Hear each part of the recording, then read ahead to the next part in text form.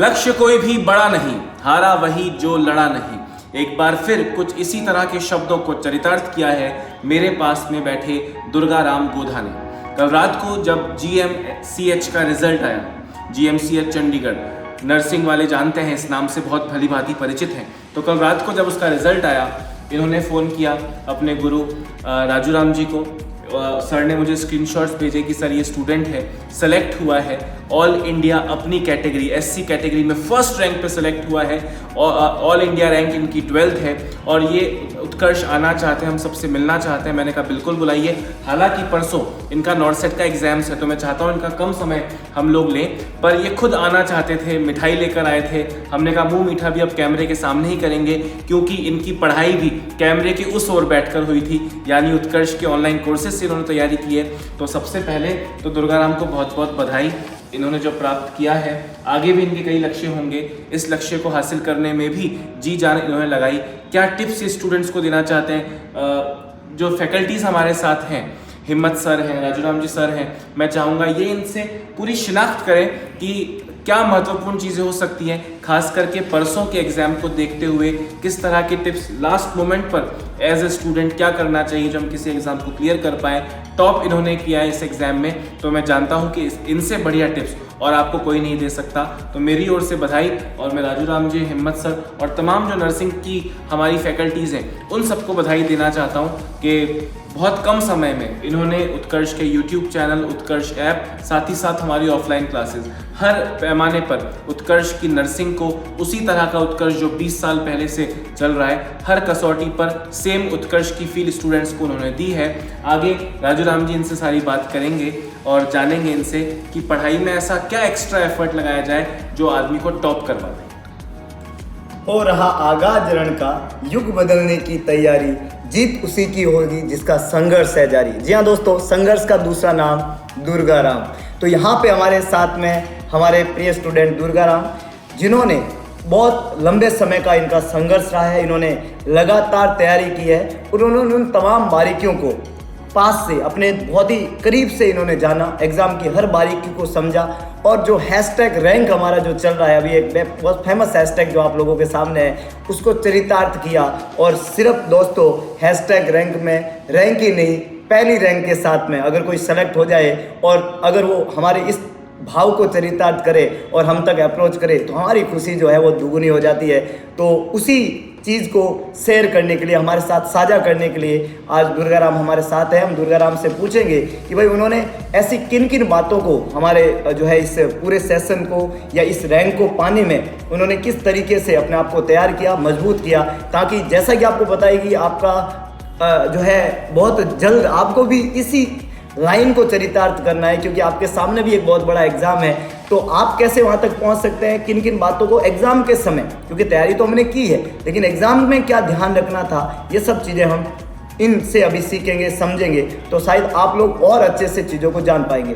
तो सबसे पहले दुर्गा राम आपको बहुत बहुत बधाई, और आपने जो है बहुत ज़बरदस्त काम कर दिया। धरते ही हमारी जो तमन्ना थी कि हम फर्स्ट रैंक हम किसी बच्चे को देखना चाहे, और आप जो है वो लेके आ गए। SC कैटेगरी में दुर्गा राम की फर्स्ट रैंक और जनरल कैटेगरी में ऑल इंडिया 12th रैंक है GMCH के पेपर में। हालांकि इस GMCH के रिजल्ट में हमारे कई बच्चे जो है और भी अच्छी अच्छी रैंक के साथ में हैं, लेकिन ये पहले स्टूडेंट जो हम तक अप्रोच करे हैं, और हम इनसे आज बात करेंगे तमाम उन चीज़ों के बारे में। चलिए, तो दुर्गा राम आपको बहुत बहुत बधाई हो, आपने रैंक के साथ में इस एग्ज़ाम को निकाला है।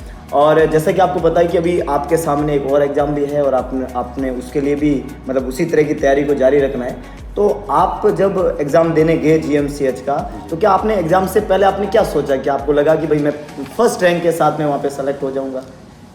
सर देखो है ना कि जब मैंने इस GMCH का फॉर्म अप्लाई किया था ना, उसी दिन सोचना है कि नौकरी नहीं, मेरे को रैंक लानी है जी। वो चाहे रैंक किसी भी मार्ग से मिले, मेरे को रैंक लेनी है किसी हालत में जी। प्लस पेपर दिया, तो पेपर से पहले एंजाइटी सबको होती है जी कि पेपर कैसा होगा जी, लास्ट ईयर आया उससे अलग होगा, सेम होगा या कुछ हमेशा से अलग होगा। तो ये चीज़ें जब एग्जाम हॉल में बैठते हैं ना, तो उसी टाइम मालूम लगती है जब पेपर आता है आपके सामने ओपन होता है। अब जैसे कुछ पेपर होते हैं तो उनमें स्टार्टिंग MCQ थोड़े अलग आ जाते हैं, तो एंजाइटी हो जाती है कि यार पेपर तो अलग ही आ गया। तो ये चीज़ें माइंड में रखनी नहीं चाहिए, जहाँ तक मैं मानता तो हूँ। मतलब आपके माइंड में ऐसा कुछ भी नहीं था, आपके दिमाग में एक कॉन्फिडेंस था कि भाई पेपर में चाहे कुछ भी पूछ ले मैं उसका जवाब देने के काबिल हूँ। हाँ सर, आप जो बात कहते हैं ना हमेशा कि विश्वास रखो अपने अंदर, मतलब वो आत्मविश्वास होता है ना, वो रखो कि नहीं ये सब कुछ हो सकता है, ऐसा कुछ नहीं है कि ऐसा कुछ नहीं हो नहीं सकता, वो कुछ नहीं है। हाँ, तो भाई आपके अंदर एबिलिटी है, आपने आपका बेसिक अच्छे से किया है, हर चीज़ आपको आती है लॉजिक के साथ में, तो चाहे एग्जाम कैसा भी क्यों लो वो आपके पास हो जाएगा। तो आपने कंटिन्यूस जो है इतने लंबे समय से इस विश्वास के साथ में, अगर इस एग्जाम को देने से पहले इतना विश्वास कि भाई मैं एग्जाम में चाहे कुछ भी पूछ ले मैं इस एग्जाम में रैंक निकाल के दे दूंगा, ये विश्वास आपके अंदर कैसे आ गया? मतलब इतना आपने क्या तरीके अपनाए, अपने आप को इतना कैसे कॉन्फिडेंट कर लिया? क्योंकि कई बच्चे जो बहुत अच्छा पढ़ने के बावजूद भी ये विश्वास अपने अंदर ला नहीं पाते हैं, हम तो कितनी बार भी बोले उसके बाद में भी वो अपने अंदर आ नहीं पाता है, तो आपने इसको कैसे गेन कर लिया? विश्वास अपने अपने आप लाना पड़ता है। अब जैसे दूसरे लोग कोई वीडियोस देखते हैं कि वो कुछ बोले तो हमें कुछ हो जाता है कि वो इम्प्रूवमेंट आ जाए, जब तक आप अपने आप नहीं सोचते हो ना भैया, आप खुद सोचोगे कि मेरे को उस स्टेज तक जाना है, तो उसके बाद आप पहुंच सकते हो, आप वहाँ तक जा सकते हो। जी। अब इस एग्जाम के अंदर जैसे 100 क्वेश्चन थे और आपका रिजल्ट जो हमने देखा है उसमें आपने 96 क्वेश्चन इन्होंने अटेम्प्ट किए दोस्तों, और उन 96 क्वेश्चन में आप विश्वास करें कि इनके सिर्फ 7 या 8 क्वेश्चन जो थे वो गलत थे और इनकी स्कोरिंग 87 है। नेगेटिव मार्किंग 1/4 होती है जीएमसीएच में, तो इनका स्कोरिंग 100 में से 87 है। मतलब इतनी ज़्यादा अटेम्प्टिंग के बाद में आपके इतने कम नेगेटिव मार्क होना, ये बहुत मज़ेदार बात है। तो जो है इतने कम नेगेटिव मार्क होने का रीज़न कि भाई आपने इतने कम नेगेटिव मार्क हुए, इसका मेन रीज़न क्या रहा? मतलब आपको किन चीज़ों को ऐसे आपने क्लेरिफाई करते हुए पढ़ा, या पढ़ने का तरीका ऐसा क्या रहा कि आपने मैक्सिमम अटेम्प्टिंग करते हुए अपने नेगेटिव मार्किंग को इतना अच्छा कंट्रोल किया? देखो सर कि जब पेपर होता ना तो उसमें एक व्यक्ति का अपना अपना वो होता है, मतलब जैसे आप एग्जाम देते हो तो आपका ढंग अलग है, ये सर देते हो इनका ढंग अलग है, मेरा ढंग अलग है। तो पेपर को हमेशा एक साथ में ऐसे नहीं कि एक से स्टार्ट करके एंड तक एक साथ में आप एग्जाम दे दो पूरा, ऐसा नहीं। एग्जाम को हमेशा उसमें रखो, हमेशा टुकड़ों में रखो। जैसे आपने एक बार देखा पेपर, तो उसमें जो आपको इजी क्वेश्चन आ रहे हैं जिसके अंदर आपको पता है कि ये तो एकदम सही ही है, तो वो वाले आप एमसीक्यू पहले देख लो, वो हो गए सही।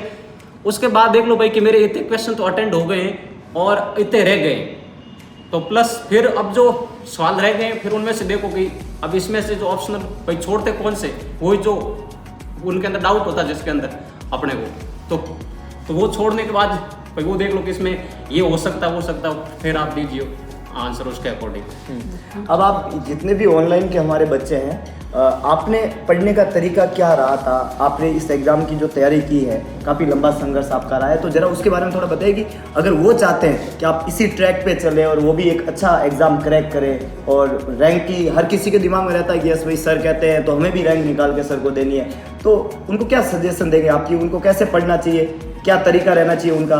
कैमरे के सामने, हम तो कैमरे के सामने रोज़ पढ़ाते दोस्तों, लेकिन इन्होंने कैमरे के पीछे रह के हमसे जो कंटिन्यू पढ़ाई की है, तो वो जो पढ़ाई आपकी थी उसमें क्या आपने किन किन रूल को फॉलो किया? उन्होंने ये तरीका सर अपनाया इसलिए मैं वहाँ तक पहुँच पाया। देखो सर, रैंक लाने के लिए सबसे पहले ज़रूरी है कि आपका जो बेसिक है ना वो एकदम अच्छा स्ट्रॉन्ग होना चाहिए, क्योंकि जब तक आप जो भी एमसीक्यू होता है उसका आंसर दे नहीं सकते, क्योंकि जब बेसिक आपका क्लियर नहीं है तो उसके बाद आप आंसर देके क्या कहते हो कि ये सवाल तो मतलब इसमें था ही नहीं या कहीं बाहर से आ गया, तो वो सवाल बाहर से नहीं आता है, उस बाहर से आपका वो लॉजिक क्यों कि आपको उसका बेसिक नहीं आता, आप समझ ही नहीं पाए सवाल। हाँ। और आपको लगता है कि सवाल में ऐसा पूछा ही नहीं था। और मेन बात होती है कि जो सवाल की भाषा होती है वो आपको समझ आ जाएगी ना, तो आप उसका आंसर इजीली दे सकते जी हाँ दोस्तों, इनके कहने का मतलब यही है कि जो रोज हम बताते हैं कि सवाल का जो जवाब होता है वो सवाल में ही होता है। आप ऑप्शन में ढूंढते हो, इन्होंने सवाल में जवाब ढूंढे थे और शायद वही जवाब थे जिन्होंने इनको रैंक तक पहुंचाया है। तो क्या सजेशन करेंगे हमारे बच्चों को कि अगर वो भी कुछ अच्छा करना चाहते हैं, बनना चाहते हैं और इस रैंक तक पहुंच के हमारे सामने इस तरीके से कैमरे के उधर से इधर आ जाए, मतलब ये कैमरे के उधर थे दोस्तों, आज कैमरे के सामने हमारे साथ में, तो वो जो हमारे रसगुल्ले सारे के सारे कैमरे के उधर है वो सारे इधर आ जाए, क्या तरीका आप सजेस्ट करेंगे, वो कैसे आ सकते हैं? इसके लिए आने के लिए आपको जो ऑनलाइन या ऑफलाइन आपकी स्टडी होती है वो रोज करनी है। ऐसे नहीं जैसे अभी भाई 11 तारीख को एग्जाम है और वो हो गया, उसके बाद आप स्टडी छोड़ देते हो। छोड़नी नहीं है, जब तक आपकी रैंक नहीं आती तब तक आप स्टडी चालू रखो। जी हाँ दोस्तों, बोल रहे हैं जब तक तोड़ेंगे नहीं तब तक छोड़ेंगे नहीं। तो तरीका वही है, हम फिर बता रहे हैं। दुर्गाराम GMCH चंडीगढ़ में जो है all India first rank in SC category and all India 12th rank all general category में, ये रैंक इनकी रही है। तो ये जो है एक बार फिर दुर्गाराम को बहुत बहुत बधाई हमने यहाँ पे कि उन्होंने जो है अपनी इस एग्जाम के अंदर इतनी अच्छी रैंक के साथ में सिलेक्शन दिया। सर बधाई, ऐसे रूखी रूखी बधाई नहीं चलेगी, मुंह मीठा करवाइए। और मैं तो चाहूंगा कि आप इनका माला पहनाकर जी बिल्कुल सर, स्वागत करें। हाँ। और ईश्वर से मेरी प्रार्थना है कि उत्कर्ष नर्सिंग क्लासेस को इसी तरह के रिजल्ट्स बार बार मिलते रहें। और हम ये वचन देते हैं कि आगे भी पूरी मेहनत से हमारी हर टीम, ये नर्सिंग टीम है, वैसे हमारी डिफेंस टीम, यूपी टीम, हर तरह की टीम जो है हमारी, वो अपना बेस्ट देने का प्रयास करेगी। और जैसे उन्होंने कहा कि कल परसों आपका एग्ज़ाम हो जाएगा, फिर आप पढ़ाई छोड़ देंगे, फिर अगले एग्ज़ाम से महीना 2 महीना पहले आपकी नींद खुलेगी, वैसा आपको नहीं करना है। जब तक तोड़ेंगे नहीं तब तक छोड़ेंगे नहीं। तो अभी मैं हिम्मत सर से रिक्वेस्ट करूंगा कि सर आए और माला पहनाएं दुर्गाराम को इस बेहतरीन रिजल्ट के लिए। सर बुलाइए सर।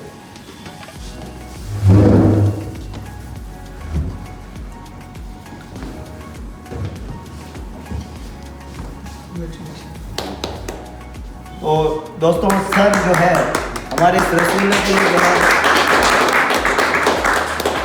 इस रसगुल्ले के लिए रसगुल्ला ले ही आए हैं, तो क्यों नहीं हम इनको खिला ही देते हैं। वैसे आप अभी कमेंट कर ही दोगे कि सर ये रसगुल्ला नहीं गुलाब जामुन है, इसको रसगुल्ला समझो, है कि नहीं है।